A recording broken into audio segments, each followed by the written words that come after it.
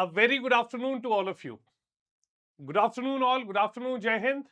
So, I welcome each one of you here in this session today. And today we will be discussing the last topic of our class 6th NCERT. So, in this smart NCERT series, we have been discussing all important topics, okay, relating to Indian polity from class 6th up to class 12th. Now, previously, in this topic, we have studied a lot about how diversities have been existing in the country and why and how those diversities led to an efficient, or they led us towards the effective way of governance. Then we had also read about the local government and the government in whole. And finally, we have understood how people have been surviving, how they have been sustaining, what all are the sources of livelihoods in the rural as well as the urban areas. Clear? So, in this session today, we will now start off with our last topic, which is the urban livelihood. Okay. Now, this is again a very essential and a very important topic. Okay. Now, why it becomes important? So, before moving on to the topic, okay, I'll let you know that how this topic and where this topic will be more useful. Clear? Now, we can understand that this topic of urban livelihood may not have direct or a higher relevance in your prelims exam. But this topic, urban livelihood, has got a very relevant uh, and is very expected in your mains examination. Clear?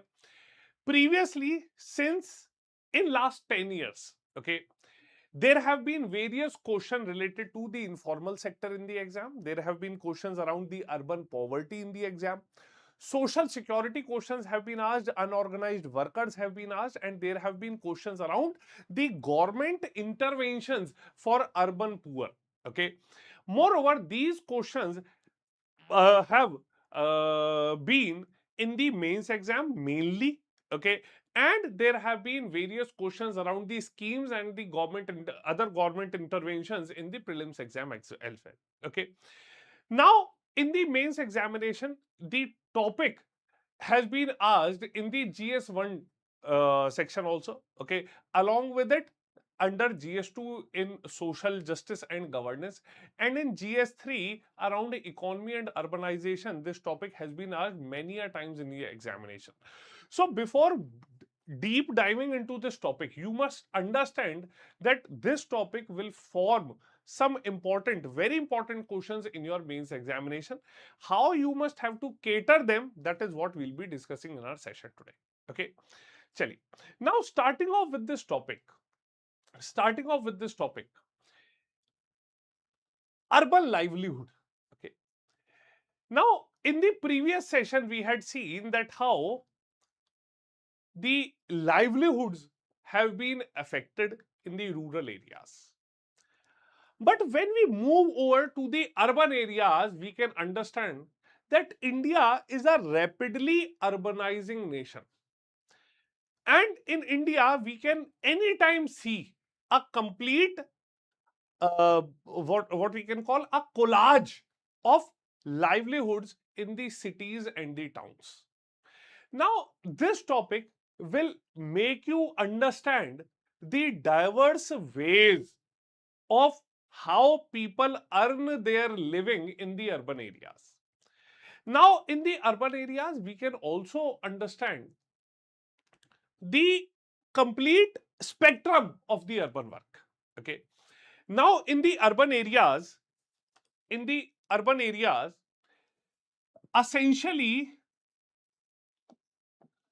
you will find people which are involved as daily wage earners. Okay. So, we have got a larger chunk that is living an insecure and an unstable life. Parallelly, we have a larger chunk that is living a more secured and a stable life. Okay, like we have seen the salaried professionals working there. Clear? The salaried professionals that have been working there. Okay. So even though there have been a huge disparity amongst these two classes of people, this topic will make you understand the challenges of poverty, the challenges of inequality, and the mass informal economy that has been existing. So, if we talk about the challenges to India's development, these few things are to be understood nicely before we start moving on to them. Okay. So, this will help you to understand the diverse reality of the urban livelihood. Clear? Now, when we talk about the urban areas, these urban areas are basically the areas that attract huge economy. People from rural areas also tend to move to the urban areas for better opportunity, for better and diversified environment for employment. Okay. And thus we can also understand one thing, that livelihoods in cities is broadly categorized into two sectors. Okay. First is the formal sector. Okay. And other is the informal sector.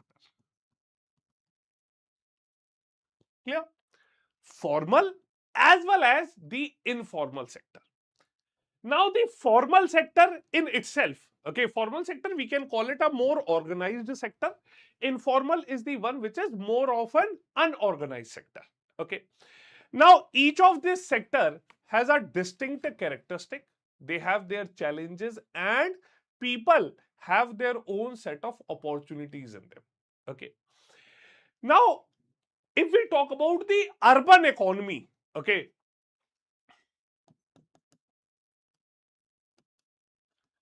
if we talk about the urban economy, then this informal sector can be broadly classified as the backbone of urban economy. Okay, so we have seen that in this category, there is a lack of any formal paperwork. Meanwhile, there are absence of social security benefits, irregular working hours, and often very low wages. Now, in this informal sectors, people are working like the street vendors, the hawkers who have been selling vegetables, fruits, snacks, and other items. Okay, cycle repair shop, running small shops. Okay, they are all street vendors are part of it.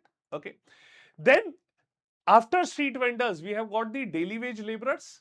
Now we have got construction workers, porters, loaders, domestic helps working in this. Clear? Then there are people who are working as small workshop workers. Clear? People working in factories, people working in shops. Okay. Micro MSME enterprises, people working in them. Clear?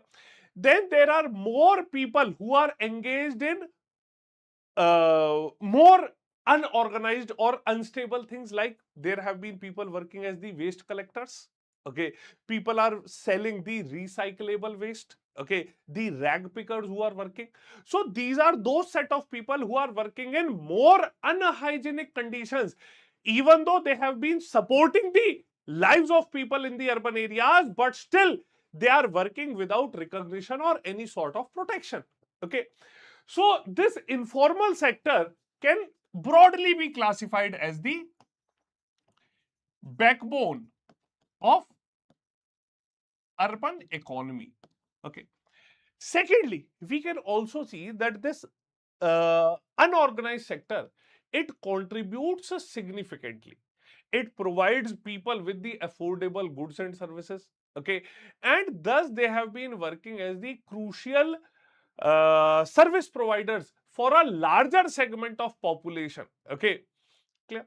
Now, when we move on to the formal sector, this is more of a what we can say, that it is more of a structured sector. Okay, people are working here in a more structured environment. They have stability in their lives. Clear? So we have got people having job security. employment contracts. Okay, people have been working in formal organization and they have got all sorts of protections. Okay, then fixed wages and benefits. So people are working under regular salaries, they are getting allowances, they are getting facilities like the provident fund, they have the health insurance covered by the employer itself. Okay, now people working in the formal sector, they have got more regulated working hours. Okay, their work is defined, their working time is defined. Now these people are often given social security. Okay, they are provided with PF, EPFO, ESI pension, all sorts of benefits are given to them. Clear? So in this urban livelihood, we can see that these are two major sector wherein people have been working, and these are the ones who are basically running the entire backbone of economy or the lives of people in the urban areas. Clear? Now, in general, when we have a look over the urban areas or the urbanization, okay, we often feel that this area has got large, huge set of opportunities. Okay, but along with the opportunities, these sectors, these regions, they do come up with larger challenges. Okay, there are many challenges to the livelihoods. Okay, moreover, the challenges are more in the informal sector, lesser in the formal sector, but there are challenges that people have been facing in the urban livelihoods. Okay, we can see that in this situation, people are working, they have economic disparity, lack of infrastructure, social vulnerability, various other things, okay, in the informal sector. Okay, moreover, in the formal sector also, people have been suffering. Clear? So by and large, the urban livelihood, even though comes up with larger set of opportunities, but with equally greater challenges. Clear? Now there have been government initiative, government responses coming up with this. We have seen that government has previously made laws for the street vendors. There are yojanas like the Deen Dayal Antyodaya Yojana. Clear? There have been Pradhan Mantri Street Vendor Atmanirbhar Nidhi Swanidhi Yojana. Clear? So when we start off with this topic, in this topic we will get to see about how people have been living in the greater areas. Clear? How people have been living in the urban areas, how the lives of the people is there in the urban areas. It is often said that the metropolitan cities do not sleep, people do not sleep. So this topic will let you understand how people work in these regions. Okay, are is it like that the entire set of population is employed somewhere, or they are self-employed, or they are working in the informal sector? Do they have social security or not? How do they organize themselves? Okay, and what all are the earning opportunities that people have in this region? Clear? So first and foremost, when we start off with this topic, okay, we come across various examples wherein people are working like the hawkers, like the vendors. Okay, so people have been selling vegetables. So vegetable vendors have been there. People have been selling flowers. Okay. Moreover, we can see that there are people who are uh, running their carts along the region. Okay. Moreover, there are also people who are employed as the rickshaw pullers, who are employed, who are working as the daily wage laborers. Okay. So at this moment of time, okay, this story takes up an example of a rickshaw puller, Bachchu Manjhi. Okay. Now this Bachchu Manjhi, he comes from a village in Bihar. Okay, where he was earlier working as a mason, but he was not able to earn well. Okay, so gradually he decided to move to a urban areas, to a city area. Clear? Now here in this Bachchu Manjhi, he pulls the rickshaw. Okay, he reaches the bus stop wherein he stands up in a queue, and every as the passengers start coming up, the rickshaw pullers, okay, they also start getting the passengers. Okay, now Bachchu Manjhi says that he has been living in this area and he is earning anywhere around 100 rupees a day. Okay, so even though the example that has been taken was is effectively from a previous time period. Okay, but we can essentially see that this helps us to understand, okay, how the lives of people are there. Okay, now somebody somebody like Bachchu Manji, who has been working as a rickshaw puller, he has been earning around 100 rupees. But in case he is not well, he falls sick. Now, in that situation, he would not be able to pull his rickshaw, and that is the time period wherein he essentially ends up making no money in the entire day. Okay.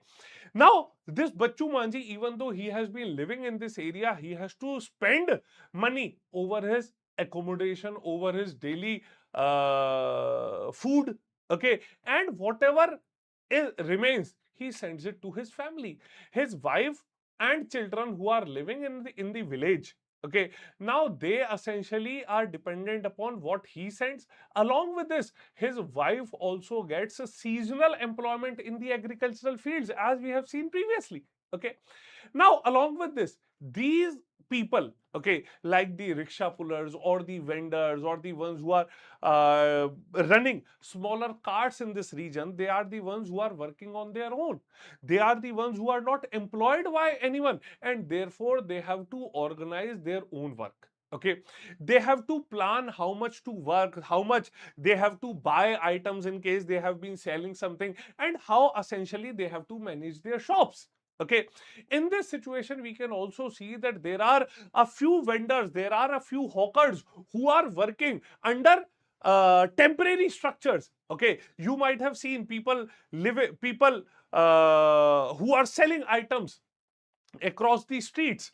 There are vendors like smaller items. You might also see that a cobbler working, okay, on the footpath. He might just have some board or some paper spread over the area. He might have an umbrella under which he has been working. He has spread all of his items, all of his instruments under the same umbrella, and then he would have been selling things. Clear?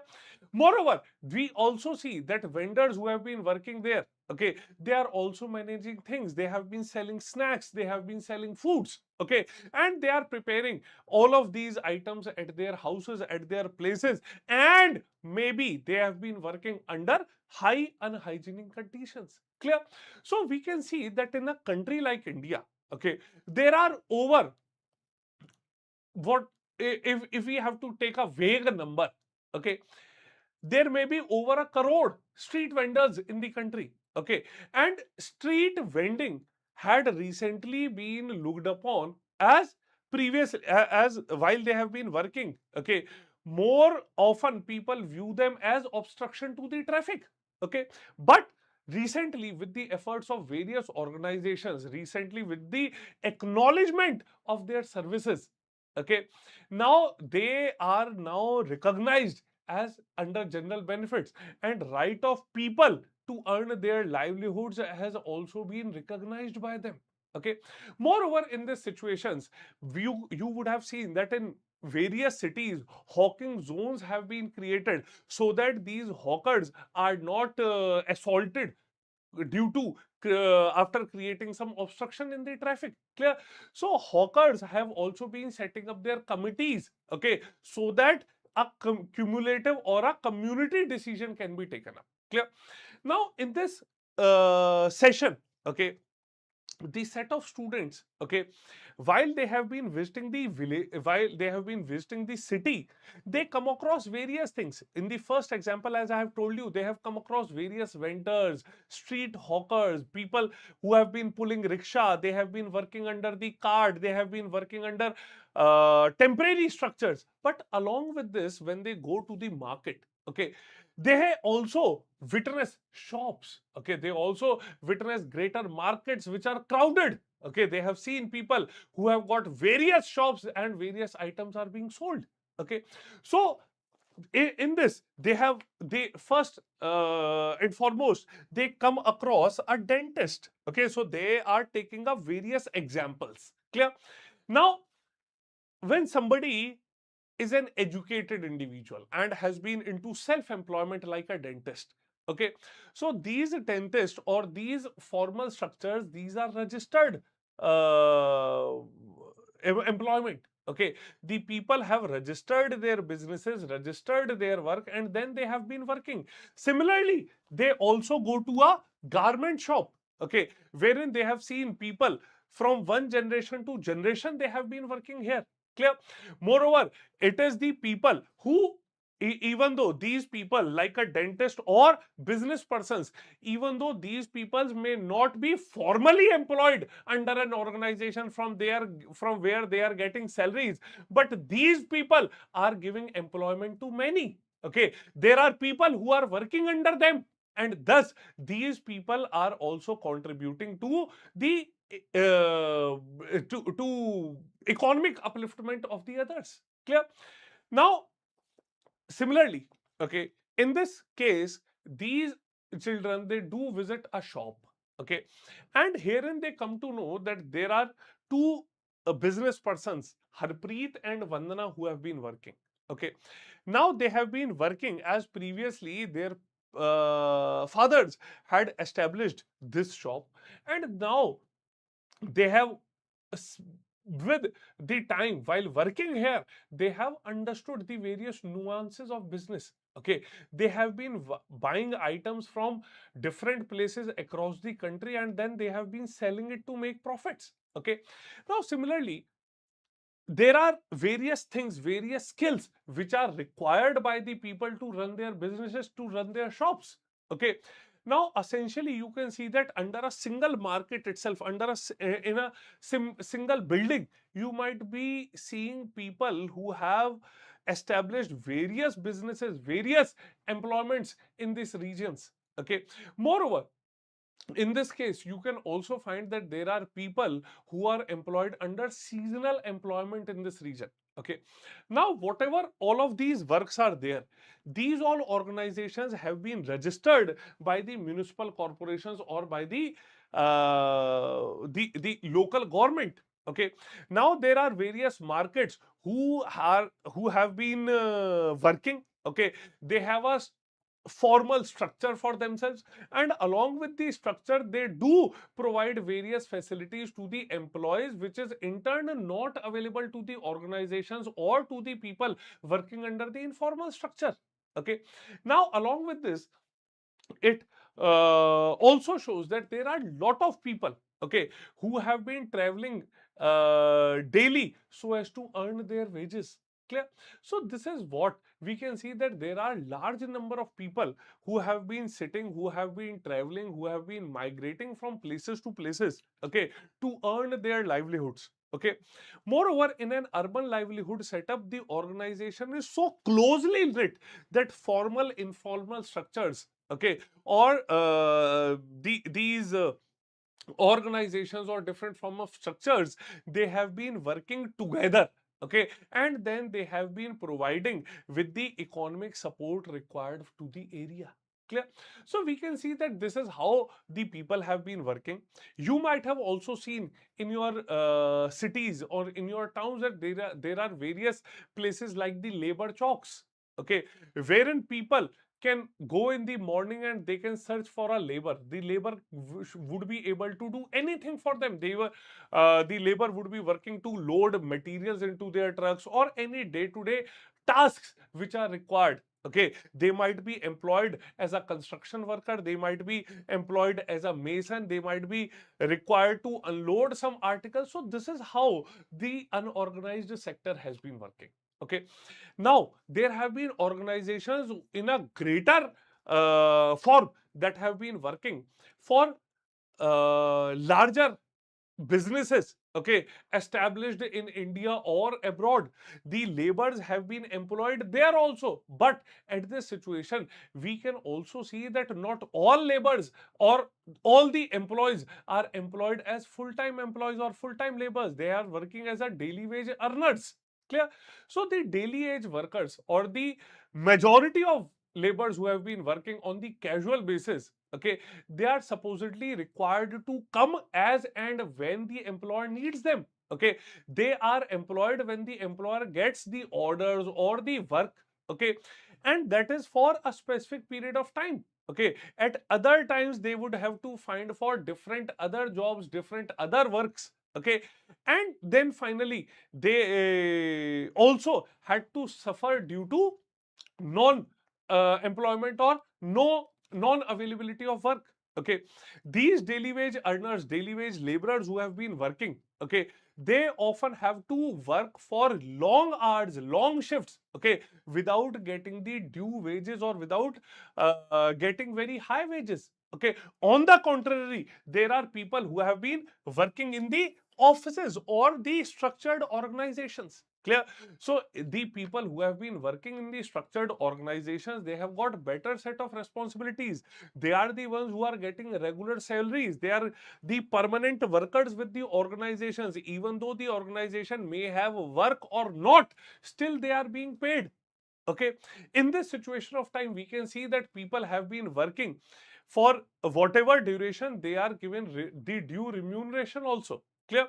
Now, the people who are working under the organized structure, okay, their present as well as their future is secured. Okay, they have got savings for their old age. Okay, they have got various government interventions like the provident fund. Okay, they have got money, they have got pension benefits, they do get the health benefits, they do get the holidays. Clear?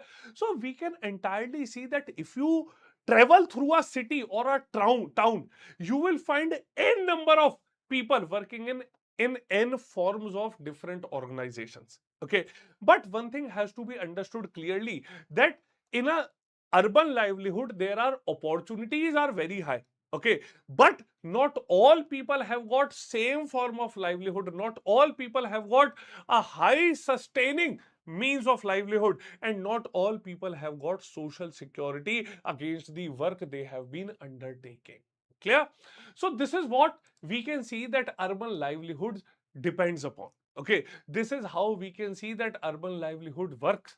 Okay, so lastly, again coming back to the same part, the formal sector and the informal sector. Okay, so this topic lets us understand that what basically is a formal sector and informal sector that have been working in sync in the cities. Okay, so these formal sectors, these are basically works which are registered with the government, and they all follow the labor laws. Okay, so they are governed by the government acts like the Factory Act.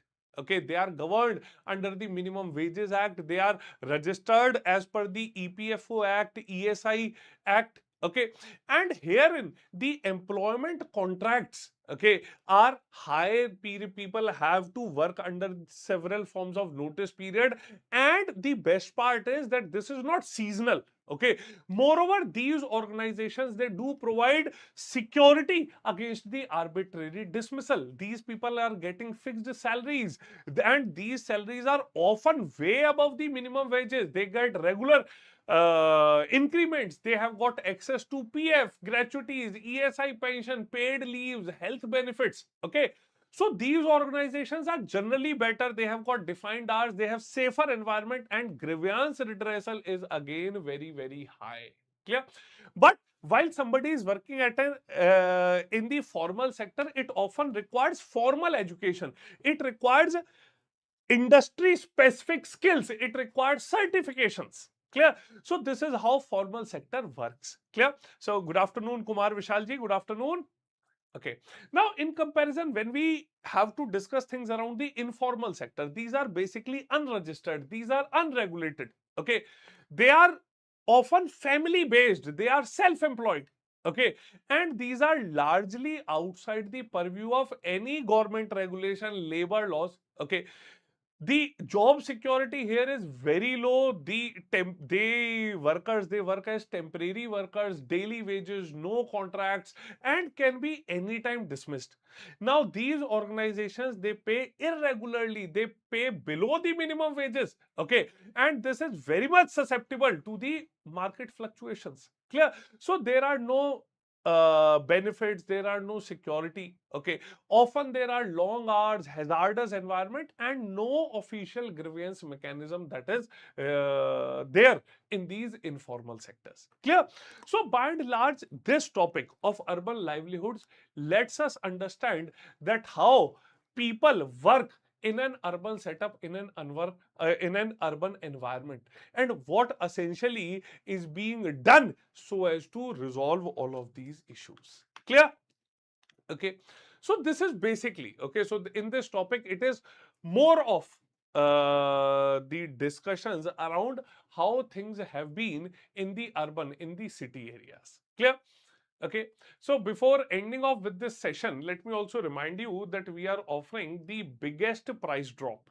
Okay, you just have to use the code SRM Live. Okay, and the UPSC courses at StudyIQ IAS are available at with as low as 7,999 price. Okay, and we have been launching, we have been starting our GS Foundation courses in complete English language for 27 as well as the 2028 cycle of examination, and all of these courses are based upon our smart model of preparation. Clear? So please do not waste any moment further. Okay, do subscribe to the StudyIQ courses and use the code SRM Live. Okay. Along with this, you can also join me on my Telegram channel, wherein I regularly share all the PDFs of my sessions. Okay, so the channel has been named Defense Decoded. Okay, and you can directly join this channel by scanning this QR code, or you can also reach out to me at sharadmudgal_StudyIQ. Clear? So thank you all for joining me in this session. Okay, so thank you for being part of this session. Now, essentially, if you guys have joined me late in this series, okay, in this series we have essentially covered class 6th NCERT, the complete class 6th NCERT, okay, for Indian polity. Now from tomorrow onwards, I'll start off with class 7th NCERT. Now remember that these class 6th, 7th, 8th NCERTs are also essential to understand how higher level concepts are built upon. Okay, now these lower level NCERTs will help you understand that how basically the concept has evolved, that has led into the governance of the country. Clear? So from tomorrow, we'll start off with class 7th NCERT, and we will also be discussing the majority of concepts, okay, around Indian polity that are being studied in class 7th. Clear? So thank you all for joining me in this session. This was all from my side today. Tomorrow again, reminding you, I will start off with class 7th Indian polity NCERT. So do join me in the session live at 3 p.m. daily, and do share this session amongst your friends and build a strong foundation for your UPSC journey. Clear? So this was all from